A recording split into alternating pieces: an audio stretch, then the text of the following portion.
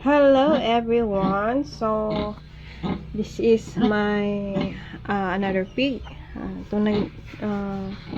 ang mga kasama niya is binabaligyan na ako guys, no? Ginbaligya ako na. Ang isa to is after 3 months patiners, tumitimbang na 102 3 months.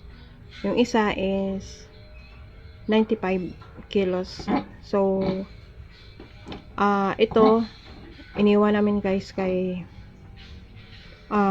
growing inahin. So yung isa 4 milyon sila, makikita nyo naman sa post ko. Yung isa kinatay namin guys. So kinatay namin kasi mababa masyado ang presyo dito sa amin. Ang live weight dito is 140.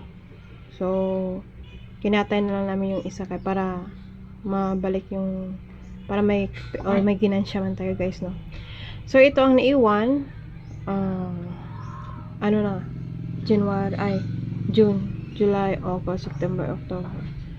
So October 3 or tapos na October 3, 4 months na siya guys, no, partners. So ito na siya guys. So kailangan hopefully na ma-hit na siya guys para maka na yun man ta guys, no. So another second mother na tanang ha baboy guys, no. So amo na update na to guys, no. Bye bye.